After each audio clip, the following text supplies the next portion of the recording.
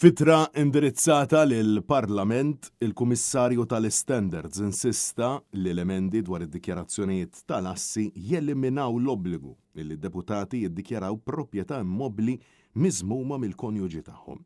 Il-Kummissarju għall-Standards spjega li l-emendi jeliminaw ukoll l-obbligu illi il-Ministri u s-Segretarji Parlamentari jiddikjaraw investimenti finanzjarji u kontijiet bankarji miżmumin mill-konjuġi tagħhom taħt il-komunjoni tal-akkwisti. Joseph Azzopardi fakkar kif din l-informazzjoni kienet tiġi inkluża fid-dikjarazzjonijiet tal-assi tal-Ministri, iżda nnota kif ma baqgħux isiru mis-sena 2024 lil hawn bl-ordni ta' Roberta Bela u kellhom jiġu eliminati formalment permezz tal-mozzjoni mresqa.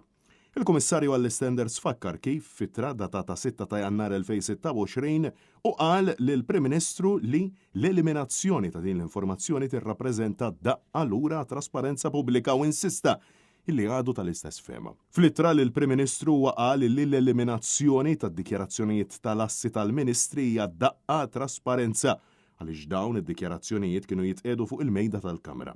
Finalment, il-Kummissarju għall-Standards irrefera r-rapport tal-OECD li jinkludi proposti importanti li għadhom ma ġewx indirizzati fost l-oħrajn. Dan ir-rapport jipproponi l-introduzzjoni ta' reġistru ta' rigali li jingħataw lid-deputati u lill-Ministri, restrizzjonijiet fuq l-impjiegi li jistgħu jiġu aċċettati minn Ministru wara li jispiċċa mill-kariga u ir-regolamentazzjoni ta' kuntatti bejn Ministri u lobbyists.